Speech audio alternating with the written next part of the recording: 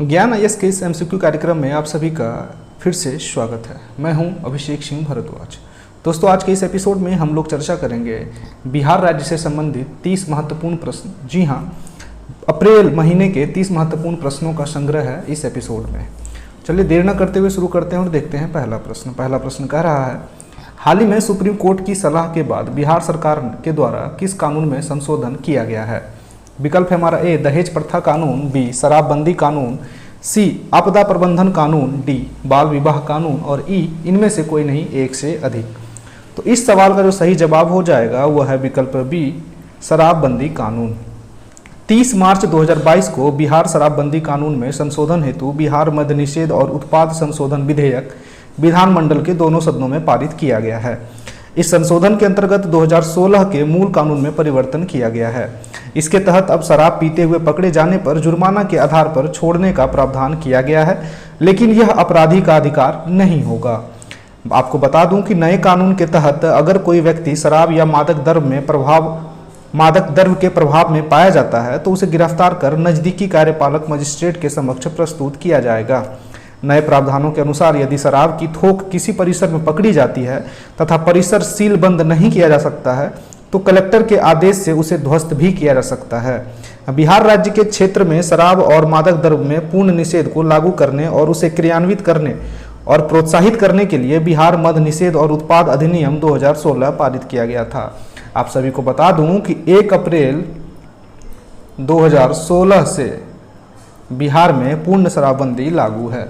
तो इस तरह से इस सवाल का जो सही जवाब हो जाएगा वह है विकल्प बी शराबबंदी कानून। हमारा अगला प्रश्न है, बिहार राज्य में किस विभाग के द्वारा 85 नए शहरों में GIS मैपिंग व प्रॉपर्टी सर्वे किया जाएगा? हमारा विकल्प कुछ इस प्रकार है, ए उद्योग विभाग, बी गृह विभाग, सी विकास एवं आवास विभाग, डी सूचना एवं जनसंपर्क विभाग, ई इनमें से कोई नहीं एक से अधिक। तो इस तरह से इस सवाल का जो सही जवाब हो जाएगा वह है विकल्प सी विकास एवं आवास विभाग। बिहार सरकार के नगर विकास एवं आवास विभाग के द्वारा राज्य के 85 नए शहरों को GIS मैपिंग व प्रॉपर्टी सर्वे कराया जाएगा।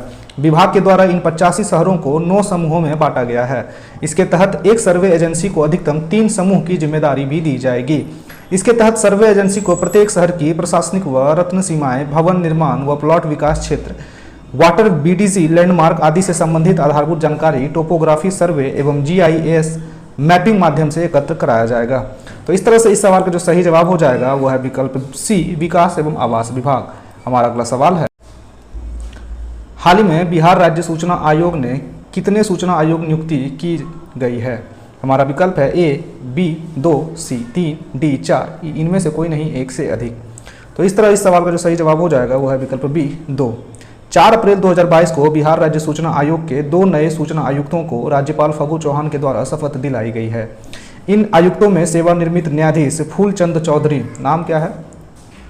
फूलचंद चौधरी, जो कि एक सेवानिवृत्त न्यायाधीश है, और दूसरा मुख्य सचिव, पूर्व मुख्य सचिव त्रिपुरारी शरण। तो दोनों नाम को थोड़ा सा ध्यान रखेंगे, त्रिपुरारी शरण जो कि पूर्व मुख्य सचिव रह चुके हैं। राज्य सूचना आयोग की बात करें तो केंद्रीय सूचना आयोग के अलावा राज्य स्तर पर भी सूचना का अधिकार अधिनियम 2005 के तहत राज्य सूचना आयोग की स्थापना का प्रावधान किया गया है। राज्य सूचना आयोग एक उच्च प्राधिकार युक्त स्वतंत्र निकाय है जो राज्य सरकार के अधीन कार्यरत कार्यालयों, वित्तीय संस्थानों, सार्वजनिक उपक्रमों आदि में शिकायत एवं अपीलों की सुनवाई करता है। इस आयोग में एक मुख्य सूचना आयुक्त होते हैं। आयोग में सूचना आयुक्तों की संख्या 10 से अधिक नहीं हो सकती है। इनका कार्यकाल केंद्र द्वारा निर्धारित अवधि या 65 वर्ष की आयु दोनों में से जो पहले भी हो पद तक हो बने रह सकते हैं। अन्य तथ्यों की बात करें तो बिहार राज्य के मुख्य सूचना आयुक्त वर्तमान में नरेंद्र कुमार सिन्हा हैं, जबकि केंद्रीय मुख्य सूचना आयुक्त की बात करें तो यशवर्धन कुमार सिन्हा हैं। हमारा अगला सवाल है, बिहार राज्य में किस बीमारी के लिए विशेष अभियान के तहत टीकाकरण किया जाएगा? विकल्प है कुछ इस प्रकार, ए जापानी इंसेफ्लाइटिस, बी कोविड-19, सी चिकन पॉक्स, डी टाइफाइड, ई इनमें से कोई नहीं एक से अधिक। तो इस सवाल का जो सही जवाब हो जाएगा वह है विकल्प ए जापानी इंसेफ्लाइटिस। राज्य में जापानी इंसेफ्लाइटिस यानी JE के टीकों से वंचित को विशेष अभियान चलाकर टीका लगाया जाएगा। बिहार राज्य स्वास्थ्य विभाग के अनुसार राज्य के 12 जिलों में यह विशेष अभियान चलाया जाएगा। इन 12 जिलों में टीकाकरण के अंतर्गत JE 1 एवं जेई 2 के टीके दिए जाएंगे। इनके लिए आशा के द्वार टीका केंद्र का सर्वे कर 9 माह से लेकर के 10 वर्ष तक के वंचित सभी बच्चों की सूची तैयार कराई जाएगी। जापानी इंसेफ्लाइटिस, जिसको हम बोल सकते हैं जेई, है ना, यह फ्लो वी वायरस के कारण होने वाली एक बीमारी है जो मस्तिष्क के आसपास की झिल्लियों को प्रभावित करती है। जापानी इंसेफ्लाइटिस वायरस भी भारत में एक एक्यूट एंसेफ्लाइटिस सिंड्रोम का एक प्रमुख कारण है। यह रोग कैलेक्स प्रजाति के संक्रमित मच्छरों के काटने से मनुष्यों में फैलता है। तो ये काफ़ी खतरनाक बीमारी है और इसका जो नाम है वो है जेई यानी जापानी इंसेफ्लाइटिस। इस सवाल का सही जवाब है विकल्प ए। अगला सवाल देख लेते हैं। हाल ही में वर्ष 2021 के लिए सरस्वती सम्मान के लिए किसे चुना गया है? हमारा विकल्प है ए रामदरस मिश्र, बी शरद कुमार लिम्बाले, सी वसुदेव मोही, डी के शिवा रेड्डी, ई इनमें से कोई नहीं, एक से अधिक। इस सवाल का जो सही जवाब हो जाएगा विकल्प ए रामदरस मिश्र। प्रोफेसर रामदरस मिश्र को हिंदी कविता संग्रह में मैं तो यहाँ हूँ, ये इनका कविता का संग्रह है, मैं तो यहाँ हूँ, के लिए वर्ष 2021 को 31वां सरस्वती सम्मान के लिए चुना गया है। हिंदी भाषा की यह कृति वर्ष 2015 में प्रकाशित हुई थी। के बिरला फाउंडेशन की ओर से यह प्रतिष्ठित सम्मान दिया जाता है। इसके तहत 15 लाख रुपए की पुरस्कार राशि के साथ प्रशस्ति पत्र और प्रत्येक चिन्ह प्रदान किए जाते हैं। विदित हो कि यह सम्मान प्रतिवर्ष किसी भारतीय नागरिक की एक ऐसी उत्कृष्ट साहित्यिक कृति को दिया जाता है जो संविधान की 8वीं अनुसूची में उल्लिखित 22 भाषाओं में से किसी भी भारतीय भाषा में 10 वर्ष की अवधि में प्रकाशित हुई थी। रामदरस मिश्र का जन्म यूपी के गोरखपुर में 15 अगस्त 1924 को हुआ था। तो याद रखेंगे 2021 के लिए सरस्वती सम्मान किन्हें दिया गया है? रामदरस मिश्र को। इनकी कविता संग्रह है मैं तो यहाँ हूँ, कब प्रकाशित हुई थी? 2015 में। बात कर लेते हैं सरस्वती सम्मान की, तो इनकी स्थापना 1991 में की गई थी। प्रथम विजेता थे हरिवंश राय बच्चन और इसके संस्थापक हैं के बिरला फाउंडेशन। अगला सवाल देख लेते हैं। हमारा अगला सवाल है हाल ही में बिहार राज्य में जल जीवन हरियाली दिवस का आयोजन कब किया गया है? विकल्प कुछ इस प्रकार है। ए 5 अप्रैल, बी 6 अप्रैल, सी 5 मार्च, डी 2 अप्रैल, ई इनमें से कोई नहीं, एक से अधिक। तो इस तरह इस सवाल का जो सही जवाब हो जाएगा वो है विकल्प ए 5 अप्रैल। 5 अप्रैल 2022 को भवन निर्माण विभाग के द्वारा जल जीवन हरियाली दिवस का आयोजन किया गया है। बिहार सरकार के द्वारा अब प्रत्येक महीने के प्रथम मंगलवार को जल जीवन हरियाली दिवस का आयोजन करने का निर्णय लिया गया है। चालू वर्ष में पहले मंगलवार को पहले जल जीवन हरियाली दिवस पर भवन निर्माण द्वारा विभाग सभी भवनों के क्षेत्रफल के आधार पर रेन वाटर हार्वेस्टिंग प्लान तैयार करने का योजना को अमल में लाया जाएगा। बात कर लेते हैं जल जीवन हरियाली योजना की। तो जल जीवन हरियाली योजना की शुरुआत की गई थी 2 अक्टूबर 2019 को मुख्यमंत्री नीतीश कुमार के द्वारा। बिहार सरकार ने पर्यावरण को संतुलित रखने तथा पर्याप्त मात्रा में जल एवं प्रकृति में हरियाली बनाए रखने के लिए इस योजना का शुभारंभ किया था। तो इस तरह से इस सवाल का जो सही जवाब हो जाएगा वो है विकल्प ए 5 अप्रैल। आपको याद रखना है जल जीवन हरियाली की शुरुआत 2 अक्टूबर 2019 को माननीय मुख्यमंत्री श्री नीतीश कुमार के द्वारा किया गया था। अगला सवाल देख लेते हैं। अगला सवाल है हमारा हाल ही में बिहार के किस जिले को हर घर नल के जल योजना की रैंकिंग में प्रथम स्थान मिला है? विकल्प है ए सीवान, बी गोपालगंज, सी कटिहार, डी अरवल, ई इनमें से कोई नहीं, एक से अधिक। तो इस तरह से इस सवाल का जो सही जवाब हो जाएगा वह है विकल्प डी अरवल। हाल ही में जल शक्ति मंत्रालय द्वारा भारत सरकार के द्वारा संचालित महत्वाकांक्षी योजना जल जीवन मिशन के तहत हर घर शुद्ध जल योजना की रैंकिंग जारी की गई है। रैंकिंग में बिहार के अरवल जिले को राज्य के सभी 38 जिलों में प्रथम स्थान प्राप्त हुआ है।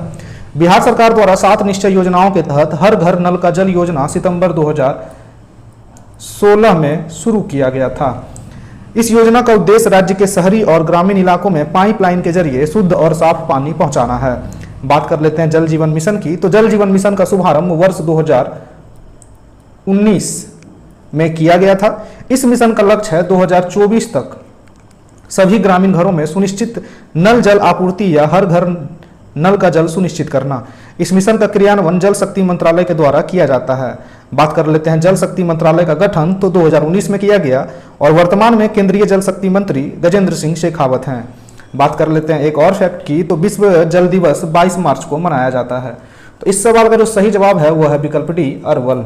अगला सवाल देख लेते हैं। हमारा अगला सवाल है बिहार द्वारा राज्य की कितनी नदियों के पुनर्भरण के अध्ययन हेतु निर्णय लिया गया है? विकल्प है ए 4, बी 5, सी 3, डी 2, ई इनमें से कोई नहीं, एक से अधिक। तो इस तरह इस सवाल का जो सही जवाब हो जाएगा वह है विकल्प ए 4। बिहार सरकार के द्वारा 4 नदियों के पुनर्भरण का अध्ययन कराने का निर्णय लिया गया है। यह निर्णय पर्यावरण, वन एवं जलवायु परिवर्तन विभाग के दिशा निर्देशों के तहत लिया गया है। बात कर ले राज्य की ये 4 प्रमुख नदियां कौन कौन सी हैं, तो एक का नाम है सोन, दूसरी नदी है क्यूल, तीसरी नदी है फल्गु और चौथी नदी है चानन। तो ये 4 नदियां हैं जिनका पुनर्भरण बिहार सरकार कराने वाली है। खान एवं भूतत्व विभाग के अनुसार पहले चरण में राज्य की 4 नदियों में पुनर्भरण का अध्ययन होगा, उसके बाद अन्य नदियों का अध्ययन किया जाएगा। तो इस तरह से इस सवाल का जो सही जवाब है विकल्प ए 4। अगला सवाल है हमारा, बिहार के किस एथलीट का चयन एशियन पैरा गेम्स के लिए किया गया है? विकल्प ए नारायण ठाकुर, बी प्रियम गर्ग, सी मनोज सरकार, डी चिराग बरेठा, ई इनमें से कोई नहीं, एक से अधिक। तो इस तरह से इस सवाल का जो सही जवाब हो जाएगा वह है विकल्प ए नारायण ठाकुर। बिहार के मिथिला के किसी गांव के निवासी, कंसी गांव के, माफ करें, कंसी गांव के निवासी है ना, बिहार में मिथिला के कंसी गांव के निवासी नारायण ठाकुर का चयन एशियन गेम्स चैंपियनशिप के लिए किया हुआ है। नारायण ने जकार्ता में पैरा एशियन एथलीट दौड़ में स्वर्ण पदक प्राप्त कर इतिहास रचा है। एशियन गेम्स के लिए चयनित नारायण ठाकुर दिल्ली में कोच अमित खन्ना के मार्गदर्शन में अभ्यास कर रहे हैं। विदित हो कि प्रधानमंत्री नरेंद्र मोदी ने अपने साथ ट्विटर अकाउंट पर इनकी एक तस्वीर साझा की थी एवं केंद्रीय खेल राज्य मंत्री राज्यवर्धन सिंह राठौर के द्वारा इन्हें 30 लाख रुपए देकर सम्मानित भी किया गया था। तो इस तरह से इस सवाल का जो सही जवाब है विकल्प ए नारायण ठाकुर। बात कर लेते हैं एशियन पैरा गेम्स की। तो इसकी शुरुआत 2010 में की गई थी। आयोजन इस पैरा गेम्स में 22 खेलों का आयोजन होता है। आदर्श वाक्य है हार्ट्स मीट ड्रीम साइन। तो इस तरह से इस सवाल का जो सही जवाब है विकल्प ए नारायण ठाकुर। अगला सवाल देख लेते हैं। अगला सवाल है हमारा, हाल ही में बिहार विधान परिषद की कितने सीटों के लिए चुनाव कराया गया है? विकल्प ए 26, बी 25, सी 24, डी 23, ई इनमें से कोई नहीं, एक से अधिक। तो इस तरह से इस सवाल का जो सही जवाब है वह है विकल्प सी 24। राज्य में 4 अप्रैल 2022 को बिहार विधान परिषद की 24 सीटों के लिए चुनाव कराया गया है। ये सभी सीटें स्थानीय प्राधिकार कोटे की हैं। इस चुनाव में राष्ट्रीय जनता दल सबसे अधिक 23 सीटों पर चुनाव लड़ी, वहीं भाजपा ने 12 सीटों। बात कर ले यदि जेडीयू की, तो इन्होंने 11 प्रत्याशी चुनाव लड़े थे। 24 सीटों के लिए संपन्न हुए चुनाव में कुल 185 प्रत्याशी शामिल थे। सबसे अधिक प्रत्याशी सहरसा, मधेपुरा और सुपौल सीट पर थे। विदित हो कि बिहार विधान परिषद में कुल कितनी सीटें हैं? तो 75 सीटें हैं। 75 सीटों में से 63 सीट पर निर्वाचित सदस्य होते हैं, जबकि 12 सदस्य मनोनीत होते हैं। विधान परिषद के सदस्यों का कार्यकाल 6 वर्ष का होता है तथा परिषद के कुल सदस्यों का 1/3 सदस्य प्रत्येक 2 वर्ष में सेवानिवृत्त होते हैं, जैसे कि राज्यसभा में होता है। राज्यसभा की तरफ विधान परिषद एक सतत सदन है, यानी यह कभी विघटित नहीं होती है। तो इस तरह से इस सवाल का जो सही जवाब है वह है विकल्प सी 24। अगला सवाल देख लेते हैं। हमारा अगला सवाल है, हाल ही में बिरसा मुंडा जनजाति नायक पुस्तक का विमोचन किसके द्वारा किया गया है? पूरी पुस्तक का नाम है बिरसा मुंडा जनजाति नायक। विकल्प ए भूपेंद्र यादव, बी नीतीश कुमार, सी धर्मेंद्र प्रधान, डी फागू चौहान, ई इनमें से कोई नहीं, एक से अधिक। तो इस तरह से इस सवाल का जो सही जवाब है विकल्प सी धर्मेंद्र प्रधान। केंद्रीय शिक्षा और कौशल विकास मंत्री श्री धर्मेंद्र प्रधान के द्वारा बिरसा मुंडा जनजाति नायक नामक पुस्तक का विमोचन किया गया है। इस पुस्तक को प्रोफेसर आलोक चक्रवाल, कुलपति गुरु घासीदास विश्वविद्यालय के द्वारा लिया गया है। यह पुस्तक भगवान बिरसा मुंडा के संघर्ष और स्वतंत्रता आंदोलन के वनवासियों के योगदान को सामने लाने का एक व्यापक प्रयास है। बात कर ले यदि बिरसा मुंडा की, तो इनका जन्म 15 नवंबर 1875 को हुआ था। कहाँ हुआ था? तो छोटा नागपुर पठार क्षेत्र, झारखंड में। इन्हें धरती आबा, पृथ्वी के पिता के रूप में भी जाना जाता है। बिरसा मुंडा को अंग्रेजों के खिलाफ आदिवासी समुदाय को लामबंद करने के लिए जाना जाता है। उन्होंने औपनिवेशिक अधिकारियों को आदिवासियों के भूमि अधिकारों की रक्षा करने वाले कानून को पेश करने के लिए मजबूर किया था। बात कर ले मुंडा विद्रोह की, यह सबसे महत्वपूर्ण जनजातीय आंदोलनों में से एक है। इसका नेतृत्व हुआ था 1899 से लेकर के 1900 के मध्य। हमारा अगला सवाल है, बिहार के मुकुंद नारायण की लघु फिल्म पाताल ती को अंतर्राष्ट्रीय लघु फिल्म फेस्टिवल में चयनित किया गया है। मुकुंद का संबंध राज्य के किस जिले से है? फिल्म का नाम क्या है? पाताल ती। तो विकल्प हमारा ए सीवान, बी छपरा, सी अरवल, डी पटना, ई इनमें से कोई नहीं, एक से अधिक। इस सवाल का जो सही जवाब है वह है विकल्प सी अरवल। बिहार राज्य के अरवल जिले के रहने वाले मुकुंद नारायण की लघु फिल्म पाताल ती को 39वें Busan international short film festival के लिए चयनित किया गया है। इस फेस्टिवल के लिए चुनी गई कुल 40 फिल्मों में से इस फिल्म को 14वां स्थान मिला है। बुसान के फिल्म फेस्टिवल में चयन के बाद इसे ऑस्कर के लिए भी नामित किया जाएगा। विदित हो कि Busan international short film festival में 3 साल बाद किसी भारतीय फिल्म का चयन हुआ है। इससे पहले वर्ष 2019 में रेमिया राज की मलयालम फिल्म नाम था मिडनाइट रन का चयन हुआ था। बात कर ले लघु फिल्म पातालती का, तो यह लघु फिल्म उत्तराखंड भोटिया जनजाति पर केंद्रित है। अगर यह भी सवाल पूछा जा सकता है तो याद रखेंगे, भोटिया जनजाति पर केंद्रित यह फिल्म है जिसका नाम है पातालती। इस फिल्म में एक गांव का जीवन दर्शाया गया है जिसमें प्रकृति और जीवन के बीच संघर्ष को प्रदर्शित किया गया है। इस फिल्म की भाषा क्या है तो भोटिया। भोटिया भाषा में पातालती यानी पाताल पानी को कहते हैं, जिसका अर्थ है देवताओं के पीने योग्य पानी। पूरा नाम क्या है? पाताल यानी देवताओं के लिए पीने योग्य पानी। अगला सवाल देख लेते हैं। अगला सवाल है हमारा, बिहार के किस एयरपोर्ट पर एम्बू लिफ्ट सेवा की शुरुआत की गई है?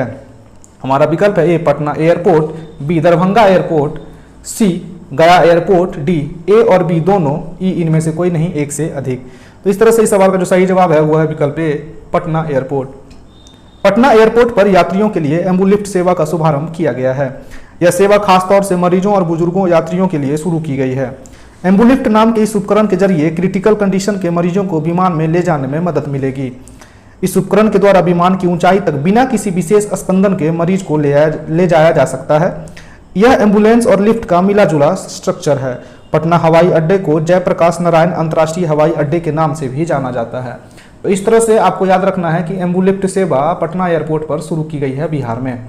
अगला सवाल है हमारा, बिहार राज्य का पहला ऑर्किड पार्क कहां बनाया जाएगा? विकल्प है A Patna, B Rajgir zoo safari, C Valmiki tiger reserve यानी राष्ट्रीय उद्यान, डी गौतम बुद्ध अभ्यारण्य, ई इनमें से कोई नहीं, एक से अधिक। तो इस तरह से इस सवाल का जो सही जवाब हो जाएगा वो है विकल्प ए पटना जू। संजय गांधी जैविक उद्यान पटना में राज्य का पहला ऑर्किड पार्क बनाने की घोषणा की गई है। यह उद्यान के फर्न हाउस में स्थापित किया जाएगा। यह पार्क लगभग 1 एकड़ क्षेत्रफल में बनेगा, जिसमें ऑर्किड की 20 अलग अलग प्रजातियों के 200 से अधिक फूल पौधे होंगे। यह पार्क ऑर्किड संरक्षण के लिए बनाया जाएगा। ऑर्किड पार्क का मुख्य उद्देश्य देश में पाई जाने वाली ऑर्किड की प्रजातियों के बारे में जानकारी देना है। बात कर ले यदि संजय गांधी जैविक उद्यान यानी पटना जू घर की, तो इसकी स्थापना 1973 में यानी 1973 में की गई थी। वैज्ञानिक नाम है ऑर्किडेसी, फूल का है ना, ऑर्किड का वैज्ञानिक नाम है ऑर्किडेसी। तो इस तरह से इस सवाल का जो सही जवाब है वो है पटना जू। अगला सवाल देख लेते हैं। भू अर्जन के मामले में देश में पहला स्थान किस राज्य को मिला है? विकल्प ए बिहार, बी उत्तर प्रदेश, सी त्रिपुरा, डी उड़ीसा, ई इनमें से कोई नहीं, एक से अधिक। तो इस तरह से इस सवाल का जो सही जवाब है वो है विकल्प बी बिहार। भू अर्जन योजनाओं के क्रियान्वयन में पूरे देश में बिहार ने प्रथम स्थान प्राप्त किया है। रैंकिंग में दूसरा स्थान त्रिपुरा को,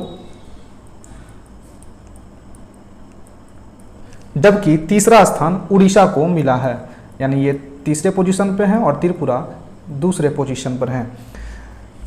परियोजना के अनुसार जिलों की भी रैंकिंग की गई है। झारखंड राज्य का लोहरदगा जिला देश में प्रथम स्थान पर है। ये तो राज्य की बात हो गई ना। अगर जिलों में प्रथम स्थान पूछा जाए तो झारखंड के लोहरदगा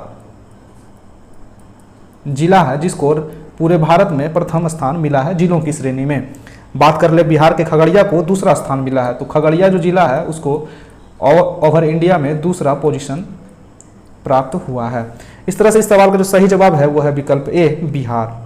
बात कर ले यदि भू अर्जन मामले की, तो भूमि अधिग्रहण से आशय है भूमि खरीद की उस प्रक्रिया से जिसके तहत केंद्र और राज्य सरकार सार्वजनिक हित से प्रेरित होकर क्षेत्र के बुनियादी विकास, औद्योगिकरण या अन्य गतिविधियों के लिए नियमानुसार नागरिकों की निजी संपत्ति का अधिग्रहण करती है। इसके साथ ही इस प्रक्रिया में प्रभावित लोगों को उनके भूमि के मूल्य के साथ उनके पुनर्वास के लिए मुआवजा भी प्रदान किया जाता है। तो इस तरह से इस सवाल का सही जवाब है विकल्प ए बिहार। अगला सवाल देख लेते हैं। अगला सवाल है, बिहार सरकार के द्वारा राज्य के भू जल में यूरेनियम की जांच हेतु प्रयोगशाला में किस मशीन को लगाने का निर्णय लिया गया है? हमारा विकल्प है फ्लोरोमीटर, बी फेदोमीटर, सी अल्टीमीटर, डी लेक्टोमीटर, ई इनमें से कोई नहीं, एक से अधिक। तो इस तरह इस सवाल का जो सही जवाब हो जाएगा वो है विकल्प ए फ्लोरोमीटर। सरकार के द्वारा राज्य के भूजल में यूरेनियम की मात्रा अधिक मिलने के कारण यूरेनियम की जांच कराने का फैसला लिया गया है। इसके लिए लोक स्वास्थ्य अभियंत्रण विभाग के द्वारा केंद्रीय प्रयोगशाला में यूरेनियम की जांच हेतु फ्लोरोमीटर लगाया जाएगा। विदित हो कि कुछ विश्व स्वास्थ्य संगठन के मानक के अनुसार पानी में यूरेनियम की अधिकतम मात्रा 30 माइक्रोग्राम प्रति लीटर होनी चाहिए। इससे अधिक मात्रा स्वास्थ्य के लिए खतरनाक है। राज्य के सुपौल, पटना, सिवान, सारण, गोपालगंज, नवादा और नालंदा जिलों में यूरेनियम की मात्रा अधिक पाई गई है। वर्तमान में राज्य में 100 से अधिक लैब है जिसमें फ्लोराइड व आर्सेनिक की जांच की जाती है। जब यूरेनियम की जांच के लिए पानी के नमूने राज्य से बाहर भेजे जाते थे, जो अब राज्य के अंदर ही संभव हो सकेगा। तो याद रखना है, यूरेनियम की जांच के लिए प्रयोगशाला यानी मशीन की स्थापना की जा रही है जिसका नाम है फ्लोरोमीटर। अगला सवाल है, राज्य में निपुण बिहार योजना की शुरुआत किस संस्था के द्वारा की जाएगी? विकल्प है ए शिक्षा विभाग, बी उद्योग विभाग, सी कृषि विभाग, डी ऊर्जा विभाग, ई इनमें से कोई नहीं, एक से अधिक। तो इस तरह से इस सवाल का जो सही जवाब है वो है विकल्प ए शिक्षा विभाग। राज्य के सरकारी स्कूलों में पढ़ने वाले बच्चों को पढ़ने लिखने, अक्षर पहचानने तथा संख्यात्मक क्रियाकलापों को हल करने के उद्देश्य से बिहार सरकार के शिक्षा विभाग द्वारा जून के पहले सप्ताह से प्रारंभिक स्कूलों में निपुण बिहार योजना की शुरुआत या शुभारंभ किया जाएगा। बिहार समेत देश भर के प्राथमिक स्कूलों के बच्चों की उम्र तथा कक्षा के अनुरूप अक्षर तथा अंक ज्ञान की बड़ी चुनौती को देखते हुए नई शिक्षा नीति के तहत केंद्रीय शिक्षा मंत्रालय द्वारा निपुण भारत योजना की भी शुरुआत की गई है। बात कर ले यदि निपुण बिहार योजना की शुरुआत, तो शिक्षा विभाग, ऑल ओवर इंडिया की बात की जाए तो निपुण भारत योजना की शुरुआत की गई है। इस तरह से इस सवाल का जो सही जवाब है वो है विकल्प ए शिक्षा विभाग। अगला सवाल देख लेते हैं, बिहार के किन कलाकारों को ललित कला अकादमी पुरस्कार से सम्मानित किया गया है? विकल्प ए श्यामा शर्मा, बी ज्योति भट्ट, सी हिम्मत शाह, डी उपर्युक्त सभी, ई इनमें से कोई नहीं, एक से अधिक। तो इस तरह से इस सवाल का जो सही जवाब हो जाएगा वो है विकल्प डी उपर्युक्त सभी, यानी इन तीनों को। बिहार के कलाकार श्याम शर्मा, ज्योति भट्ट और हिम्मत शाह को नई दिल्ली स्थित विज्ञान भवन में ललित कला अकादमी पुरस्कार से सम्मानित किया गया है। यह पुरस्कार कला के क्षेत्र में उल्लेखनीय योगदान करने वाले कलाकारों के साथ साथ इससे जुड़े शिक्षकों एवं विद्वानों को प्रदान किया जाने वाला एक राष्ट्रीय सम्मान है।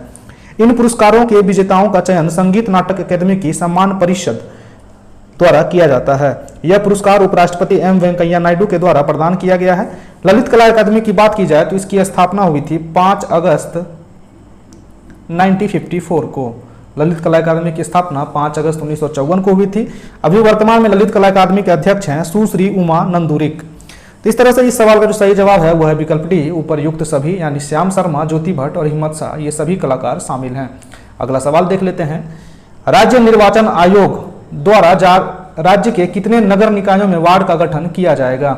विकल्प ए 76, बी 77, सी 78, डी 79 और ई इनमें से कोई नहीं, एक से अधिक। तो इस तरह से इस सवाल का जो सही जवाब है वो है विकल्प डी 79। बिहार राज्य निर्वाचन आयोग द्वारा राज्य के 79 यानी 79 नगर निकायों में वार्डों का गठन करने हेतु निर्देश जारी किया गया है। निर्देशानुसार राज्य के 79 नगर निकायों में वार्डों का गठन की प्रक्रिया 13 अप्रैल से शुरू हो जाएगी, यह हो गई है ना। आयोग के अनुसार नवगठित नगर निकायों यानी नगर पंचायत, नगर परिषद और नगर निगम के प्रादेशिक निर्वाचन क्षेत्रों का गठन किया जाएगा। इसमें नवगठित उत्क्रमित एवं सीमा विस्तार नगर निकाय भी शामिल हैं। तो इस तरह से इस सवाल का जो सही जवाब है वो है 79। बात कर ले यदि मुख्य निर्वाचन अधिकारी बिहार में, तो वो हैं श्री HR श्रीनिवास, और जबकि मुख्य निर्वाचन आयुक्त भारत की बात की जाए तो श्री सुशील चंद्रा। अगला सवाल देख लेते हैं, हाल ही में किस राज्य के द्वारा प्रत्येक पंचायत को कॉम्प्लेक्स रिसोर्स सेंटर स्थापित करने का निर्णय लिया गया है? विकल्प ए बिहार, बी नई दिल्ली, सी गुजरात, डी महाराष्ट्र, ई इनमें से कोई नहीं, एक से अधिक। इस तरह से इस सवाल का जो सही जवाब है वो है विकल्प ए बिहार। नई शिक्षा नीति के तहत बिहार की सभी पंचायतों में कॉम्प्लेक्स रिसोर्स सेंटर यानी CRC स्थापित होगा। यह सेंटर CRC प्रत्येक पंचायत के किसी माध्यमिक या उच्च माध्यमिक विद्यालयों को बनाया जाएगा। इससे पंचायत के अन्य सभी सरकारी विद्यालय संबद्ध होंगे। यह पहल पंचायत के जिस विद्यालय को CRC घोषित किया जाएगा वह अपने से जुड़े स्कूलों में शिक्षा एवं अन्य गतिविधियों को लेकर समन्वय करेगा। इस तरह से इस सवाल का जो सही जवाब है वह है विकल्प ए बिहार। अगला सवाल देख लेते हैं, हाल ही में सब्जी की उत्पादन में बिहार किस स्थान पर वर्तमान में है ना? विकल्प ए पहला, बी दूसरा, सी चौथा, डी पांचवा।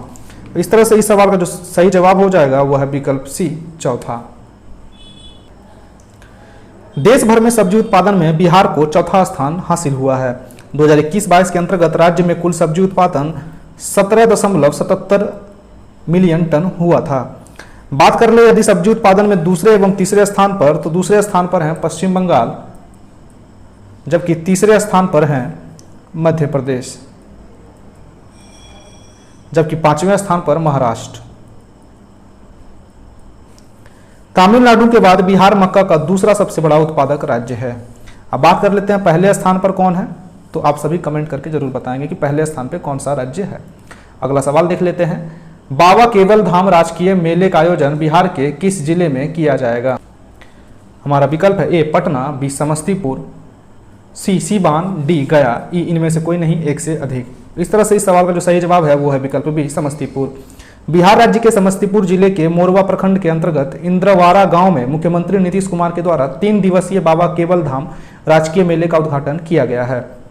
बाबा केवल धाम राजकीय मेला निषाद समाज का राष्ट्रीय स्तर पर लगने वाला सबसे बड़ा धार्मिक मेला है। यह मेला चैत्र मास के नवरात्र में सप्तमी तिथि से शुरू होकर 10वीं तक आयोजित किया जाएगा। वर्ष 2010 में मुख्यमंत्री नीतीश कुमार ने इस मेले को राजकीय मेला का दर्जा भी दिया था। बाबा केवल धाम क्षेत्र नूनी नदी के बाढ़ से प्रभावित रहा है, जिसको ध्यान में रखते हुए नदी के बाएं और दाएं तट का सुदृढ़ीकरण तथा उच्चीकरण भी किया जाएगा। तो इस तरह से इस सवाल का जो सही जवाब है वो है विकल्प बी समस्तीपुर। अगला सवाल देख लेते हैं, हाल ही में नीति आयोग द्वारा जारी राज्य ऊर्जा और जलवायु सूचकांक में बिहार की रैंकिंग कौन सी है। विकल्प ए 14वीं, बी 15वीं, सी 16वीं, डी 17वीं, ई इनमें से कोई नहीं, एक से अधिक। इस तरह से इस सवाल का जो सही जवाब है विकल्प ए बी 15वीं। हाल ही में नीति आयोग के द्वारा राज्य ऊर्जा और जलवायु सूचकांक राउंड 1 से संबंधित रिपोर्ट भी जारी की गई है। यह पहला सूचकांक है जिसका उद्देश्य जलवायु और ऊर्जा क्षेत्र में राज्यों एवं केंद्र शासित प्रदेशों द्वारा किए गए प्रयासों को ट्रैक करना है। इस रिपोर्ट में बिहार राज्य को अचीवर्स की श्रेणी में शामिल किया गया है। इस सूचकांक में बात कर ले बिहार का स्थान तो 15वां है और जबकि इसका स्कोर है 38.3। हमारा अगला सवाल है, बिहार की किस जिले से संबंधित रोहू मछली को जीआई टैग दिया जाएगा। विकल्प ए मिथिला, बी सीवान, सी छपरा, डी पटना, ई इनमें से कोई नहीं, एक से अधिक। तो इस तरह से इस सवाल का जो सही जवाब है वो है विकल्प ए मिथिला। बिहार के मिथिला की रोहू मछली को वैश्विक पहचान दिलाने के लिए जीआई टैग देने हेतु राज्य सरकार के पशु एवं मत्स्य संसाधन विभाग ने पहल शुरू कर दी है। विभाग के द्वारा मछली विशेषज्ञों की एक टीम बनाई गई है जो अध्ययन की रिपोर्ट के आधार पर प्रधानमंत्री मत्स्य संपदा योजना के तहत वाणिज्य मंत्रालय से जीआई टैग की दावा करेगी। गौरतलब है कि मिथिलांचल के दरभंगा और मधुबनी जिले में पाई जाने वाली रोहू मछली की विशेषता देश के दूसरे हिस्सों में पाई जाने वाली मछली से अलग है। इसका कारण यहाँ का वातावरण, पुराने तालाबों की मिट्टी और किनारों पर स्थित फलदार वृक्ष हैं। आप सभी को ज्ञात हो कि बिहार के कतरनी चावल, जर्दालू आम, मगही पान और शाही लीची को पहले ही जीआई टैग से नवाजा जा चुका है ना। तो याद रखेंगे, अब इसकी बारी है तो वो है रोहू मछली जो मिथिला की है। अगला सवाल देख लेते हैं, और यहीं पे बात अगर करना चाहें कि प्रधानमंत्री मत्स्य संपदा योजना की, तो प्रधानमंत्री मत्स्य संपदा योजना 10 सितंबर 2020 को पीएम नरेंद्र मोदी ने मत्स्य संपदा योजना की शुरुआत की थी। यानी इसकी शुरुआत कब हुई थी? 10 सितंबर 2020 को। अगला सवाल देख लेते हैं, केंद्र सरकार के द्वारा जलवायु अनुकूल खेती योजना के तहत राज्य के कितने जिलों का चयन किया गया है? विकल्प ए 10, बी 15, सी 12, डी 7, ई इनमें से कोई नहीं, एक से अधिक। तो इस तरह से इस सवाल का जो सही जवाब है विकल्प ए 10। केंद्र के निर्देशानुसार भारतीय कृषि अनुसंधान संस्थान देश भर में जलवायु अनुकूल खेती योजना को क्रियान्वित कर रहा है। केंद्र ने इस योजना के तहत बिहार के 10 जिलों का चयन किया है। इन जिलों में केंद्र और राज्य सरकार दोनों की योजनाएं साथ साथ चलेंगी। भारतीय कृषि अनुसंधान के माध्यम से चलने वाली केंद्र की इस योजना का नाम national innovation in climate resilient agriculture यानी निकरा है ना है। यह योजना राज्य के दरभंगा, पूर्वी चंपारण, पश्चिमी चंपारण, सीवान, सहरसा, लखीसराय, किशनगंज, भागलपुर, नालंदा और सीतामढ़ी में चलेगी। इन जिलों में खेती के साथ पशुपालन और उद्यान से जुड़ी गतिविधियों को जलवायु के अनुकूल बनाया जाएगा। बिहार के मुख्यमंत्री नीतीश कुमार के द्वारा किसान को कम पूंजी में अधिक आमदनी के उद्देश्य से जलवायु के अनुकूल कृषि कार्यक्रम या मौसम के अनुकूल कृषि कार्यक्रम की शुरुआत की गई है। तो इस सवाल का जो सही जवाब है वो है विकल्प ए 10 जिलों का चयन किया गया है। अगला सवाल देख लेते हैं, बिहार राज्य के प्रारंभिक स्कूलों में चहक 2.0 कार्यक्रम किस विभाग के द्वारा शुरू किया जाएगा? विकल्प ए शिक्षा विभाग, बी युवा और संस्कृति विभाग, सी स्वास्थ्य विभाग, डी विज्ञान और प्रौद्योगिकी विभाग, ई इनमें से कोई नहीं, एक से अधिक। तो इस तरह से इस सवाल का जो सही जवाब है वो है विकल्प ए शिक्षा विभाग। बिहार सरकार के प्रारंभिक स्कूलों में पढ़ने वाले छात्र छात्राओं के लिए बिहार में पहली बार स्कूल रेडिनेंस का विशेष अभियान चहक 2.0 चलाया जाएगा। शिक्षा विभाग के द्वारा सरकारी स्कूलों की पहली कक्षा में सत्र 2022-23 में नामांकन लेने वाले करीब 22 लाख बच्चों के लिए चहक 2.0 लॉन्च किया जाएगा। बिहार शिक्षा परियोजना परिषद के द्वारा इस अभियान को पूरे राज्य में संचालित किया जाएगा। तो इस तरह से इस सवाल का जो सही जवाब है वो है विकल्प ए, शिक्षा विभाग। बात कर ले यदि चहक 2.0 क्या है, तो स्कूल रेडिनेंस का कार्यक्रम चहक किलकारी की परिकल्पना है। यूनिसेफ के सहयोग से इसका 24 दिनों का शिक्षण मॉड्यूल बना और वर्ष 2018 से लेकर कोरोना काल से पहले तक यह 2 जिलों यानी पटना तथा गया में चलाया गया था। चहक कार्यक्रम 3 महीने का होगा और इसको लेकर एनसीईआरटी ने 90 दिनों का शिक्षण मॉड्यूल भी तैयार किया है। तो इस तरह से चहक 2.0 जो 90 दिनों का कोर्स है और एनसीईआरटी के द्वारा ड्राफ्ट किया गया है, तो इस सवाल का जो सही जवाब है वो है विकल्प ए, शिक्षा विभाग। अगला सवाल देख लेते हैं। 11 अप्रैल 2022 की महान साहित्यकार फणीश्वर नाथ रेणु की 45वीं पुण्यतिथि मनाई गई है। इनका संबंध बिहार के किस जिले से है? विकल्प ए, सुपौल, बी, पटना, सी, अररिया, डी, जमुई, ई इनमें से कोई नहीं, एक से अधिक। तो इस तरह इस सवाल का जो सही जवाब है वो है विकल्प सी, अररिया। 11 अप्रैल 2022 को बिहार के अररिया जिले के ओरही हिंगना गांव है ना में जन्मे महान साहित्यकार फणीश्वर नाथ रेणु की 45वीं पुण्यतिथि है ना 45वीं पुण्यतिथि मनाई गई है। इनका जन्म बिहार के अररिया जिले में 4 मार्च 1921 को हुआ था तथा इनकी मृत्यु 11 अप्रैल 1977 को हुई थी। उन्हें प्रसिद्ध उपन्यास मैला आंचल के लिए वर्ष 1970 में भारत के चौथे सर्वोच्च सम्मान पद्मश्री पुरस्कार से भी सम्मानित किया जा चुका है। विदित हो कि उनके उपन्यास मैला आंचल का अनुवाद जापानी भाषा में भी किया जा रहा है। बात कर ले यदि फणीश्वर नाथ रेणु की अन्य रचनाओं की, तो इनके रचनाएं हैं कितने चौराहे, पंच लाइट, कृषि की कहानी और जल प्रलय में है आदि। अगला सवाल देख लेते हैं। बिहार के किस जिले को एक जिला एक उत्पाद के तहत मखाना उत्पादन हेतु प्रधानमंत्री पुरस्कार के लिए चुना गया है? विकल्प ए, मोतिहारी, बी, पटना, सी, दरभंगा, डी, कटिहार, ई इनमें से कोई नहीं, एक से अधिक। तो इस तरह इस सवाल का जो सही जवाब है वो है विकल्प सी, दरभंगा। केंद्र सरकार ने एक जिला एक उत्पाद योजना के तहत मखाना के उत्पादन एवं विकास के लिए बिहार के दरभंगा जिले को प्रधानमंत्री पुरस्कार के लिए चुना है। यह पुरस्कार नई दिल्ली में 21 अप्रैल को दिया जाएगा। विदित हो कि देश में सबसे अधिक मखाना का उत्पादन बिहार के मिथिलांचल में होता है। वर्ष 2002 में दरभंगा में राष्ट्रीय मखाना अनुसंधान केंद्र की भी स्थापना की गई थी। तो इस तरह से इस सवाल का जो सही जवाब है वो है विकल्प ए, दरभंगा। 21 अप्रैल को ही नवाजा जा चुका है ना, कहाँ पे? नई दिल्ली में। अगला सवाल देख लेते हैं और इस एपिसोड का सेकंड लास्ट क्वेश्चन। बिहार राज्य कैबिनेट ने राज्य में मुफ्त बूस्टर डोज के लिए कितनी धनराशि की स्वीकृति दे दी है? विकल्प ए, 1314.15 करोड़, बी, 1315.11 करोड़ रुपए, सी, 1100.02 करोड़ रुपए, डी, 1213.15 करोड़ रुपए, ई इनमें से कोई नहीं, एक से अधिक। तो इस तरह इस सवाल का जो सही जवाब है वो है विकल्प ए, 1314.15 करोड़ रुपए। बिहार सरकार के द्वारा राज्य के नागरिकों को मुफ्त में कोविड की शर्तकर्ता डोज लगाने का निर्णय लिया गया है। बिहार पहला राज्य होगा जहां 18 से 59 वर्ष की आयु के नागरिकों को मुफ्त में शर्तकर्ता डोज दी जाएगी। मुख्यमंत्री नीतीश कुमार की अध्यक्षता में राज्य मंत्रिमंडल की बैठक में इस प्रस्ताव को मंजूरी दे दी गई है। इस एपिसोड का आखिरी सवाल, बिहार के किस जिले में उत्तर प्रदेश के 15 गांवों को शामिल किया जा सकता है? विकल्प ए, पूर्वी चंपारण, बी, पश्चिमी चंपारण, सी, सीवान, डी, गोपालगंज, ई इनमें से कोई नहीं, एक से अधिक। तो इस तरह इस सवाल का जो सही जवाब है वो है विकल्प बी, पश्चिमी चंपारण। उत्तर प्रदेश के 15 गांवों को बिहार के पश्चिमी चंपारण में शामिल किया जा सकता है। साथ ही पश्चिमी चंपारण के 7 गांवों को उत्तर प्रदेश में भी शामिल किया जा सकता है। प्रमंडलीय आयुक्त के द्वारा इसकी अनुशंसा राज्य सरकार को भेज दी गई है। राज्य सरकार की सहमति के फलस्वरूप केंद्र सरकार के द्वारा अंतिम निर्णय लिया जाएगा। इस विषय पर केंद्र की स्वीकृति के बाद दोनों राज्यों की भौगोलिक संरचना में परिवर्तन भी हो सकता है। दोनों राज्यों के प्रशासन को इन गांवों में जाने के लिए एक दूसरे की सीमा को पार करना पड़ता है, जिसमें काफी समय लगता है, जिससे विकास कार्यों को इन गांवों तक पहुंचाने में दोनों राज्यों के प्रशासन को बहुत परेशानी होती है। इस तरह से इस सवाल के जो सही जवाब है वो है विकल्प बी, पश्चिमी चंपारण। उत्तर प्रदेश के 15 गांव पश्चिमी चंपारण में, जबकि पश्चिम चंपारण के 7 गांव को यूपी में शामिल किया जा सकता है ना। इस तरह से हमने 30 महत्वपूर्ण प्रश्नों की श्रृंखला को देखा जो कि बिहार राज्य के करंट अफेयर्स माह अप्रैल से संबंधित हैं। मई के करंट अफेयर्स अगले एपिसोड में हम लोग डिस्कस करेंगे। तो बने रहिए ज्ञान आईएएस के साथ। मिलते हैं अगले एपिसोड में, तब तक पढ़ते रहिए, मस्त रहिए। धन्यवाद।